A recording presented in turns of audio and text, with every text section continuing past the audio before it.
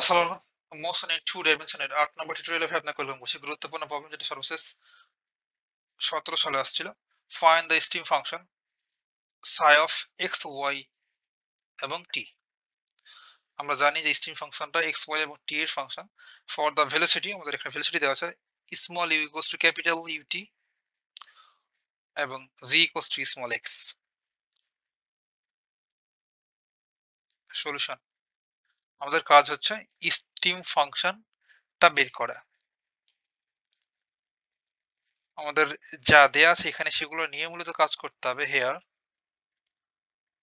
Small u equals to আমাদের দেওয়া আছে ক্যাপিটাল ইউ স্মল টি এবং ভি ইকুয়ালস টু দেওয়া আছে এক্স। এই দুটোকে একসাথে চাইলে ১ নম্বর ইকুয়েশন দিয়ে রাখা যায়। এখন আমরা কি জানি?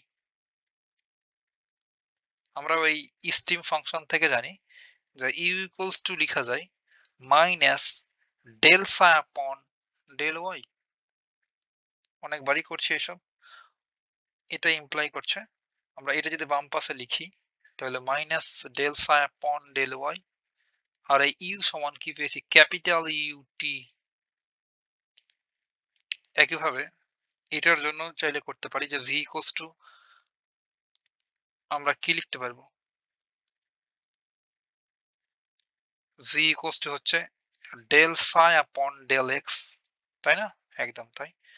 তাহলে চাইলে আপনি এটাকে বাম পাশে লিখতে পারেন del psi upon del x আর ভি ইকুয়ালস টু এখানে দেওয়া আছে এক্স। এইটাকে দিয়ে রাখলাম ২ নম্বর ইকুয়েশন এই অংশটুকুকে। আর এটা নিয়ে একটু কাজ করব এখন। দেখেন তো এখন এইটার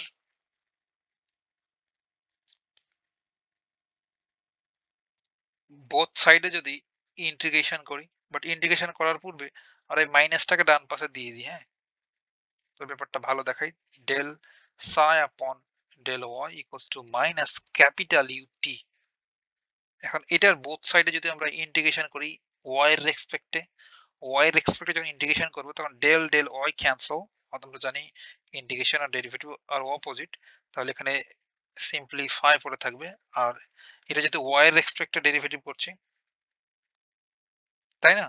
তাহলে এই টোটাল জিনিসটুকু কনস্ট্যান্ট। তাহলে minus u capital U T আর ওয়াই এর এক্সপেক্টে করছি তার জন্য একটা ওয়াই পাবো।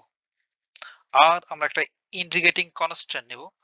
আর যেহেতু আমরা এখানে ইন্টিগ্রেশন করছি ওয়াই এর এক্সপেক্টে, সেহেতু আমাদের এখানে ইউ আর সেহেতু আমাদের টিটা হবে কনস্ট্যান্ট। ওয়াই এর এক্সপেক্টে যখন ইন্টিগ্রেশন করব তখন এক্স আর টি অর্থাৎ ফাংশন আকারে লিখবো তাই। আমাদের দেখেন তো ভাই এই স্ট্রিং ফাংশন সাইটা কার কার ফাংশন এক্স ওয়াই এবং টি এর ফাংশন। এখন যখন আমরা এই সাইকে এক্স ওয়াই এর রেসপেক্টে পার্সিয়ালি ডেরিভেটিভ করব তখন এক্ষেত্রে আমাদের এক্স আর টিটা কনস্ট্যান্ট না, এক্স আর টি কনস্ট্যান্ট কখন? যখন ওয়াই এর রেসপেক্টে পার্সিয়ালি ডেরিভেটিভ করব। আবার যদি এক্স এর রেসপেক্টে পার্সিয়ালি ডেরিভেটিভ করি তাহলে ওয়াই আর টি কনস্ট্যান্ট। বুঝাতে পারলাম? তাহলে এক্ষেত্রে আমরা একটা ইন্টিগ্রেটিং কনস্ট্যান্ট নেব। কনস্ট্যান্ট যে কোনো কিছু নিতে পারি, বাট আমরা কনস্ট্যান্টটা ফাংশন আকারে নেব। তাহলে ফাংশনটা কি হতে পারে? এক্স কমা টি হতে পারে। এই দুটাই কনস্ট্যান্ট থাকবে যখন আমরা ওয়াই এর রেসপেক্টে ডেরিভেটিভ করব। এটাকে দিলাম আমরা ৩ নম্বর ইকুয়েশন। আপনি চাইলে এখানে লিখতে পারেন যে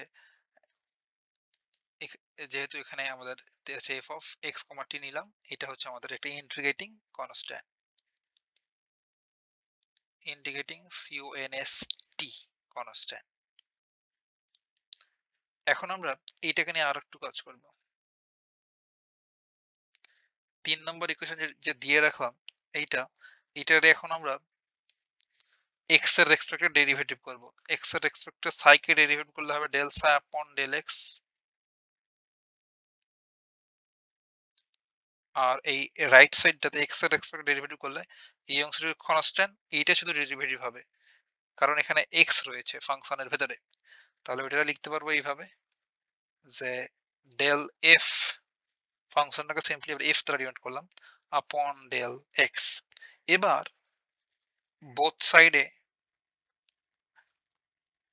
এখানে আর লাইন ক্যালকুলেশন করা যায় del psi upon del x. আর এই ভ্যালুটা পুট করে দিই তবে ভালো হবে। ওকে, এই ডেল এফ আপন ডেল এক্সটাকে লেফট সাইডে লিখলাম, আর এই অংশটুকু del psi upon del x সমান আমরা পেয়েছি এই যে এক্স 2 নম্বর ইকুয়েশনে। তাহলে এটা সমান লিখে দিতে পারবো এক্স, আপনি চাইলে এখানে লিখবেন বাই 2, 2 দ্বারা। এখন আমরা এই বোথ সাইডে ইন্টিগ্রেশন করব। ইন্টিগ্রেশন করলে এখানে পাবো এফ, আর রাইট সাইডটাতে আমরা ইন্টিগ্রেশন করছি এক্স এর রেসপেক্টে, সেহেতু এক্স এর পাওয়ার সাথে এক যোগ হবে, ওই পাওয়ারটা দ্বারা ভাগ হবে, প্লাস একটা ইন্টিগ্রেটিং কনস্ট্যান্ট নেব। এবার যেহেতু এক্স এর রেসপেক্টে আমরা ইন্টিগ্রেশন করছি, সেহেতু আমাদের কনস্ট্যান্ট হবে সিম্পলি টি। ফার্স্ট আমাদের এমন ছিল F of sorry Sai of আমাদের ফাংশনটা ছিল এক্স কমা ওয়াই কমা টি। তার এক্ষেত্রে ওয়াই এর এক্সপেক্ট যখন আমরা ডেরিভেটিভ করছিলাম তখন আমরা ফাংশনটা নিয়েছিলাম এক্স কমা টি। এবার এইটারে যখন আমরা আবার এক্স এর এক্সপেক্ট ডেরিভেটিভ করছি তখন আমাদের কনস্ট্যান্ট থাকবে এফ অফ টি। তাহলে এফ অফ টি নিলাম,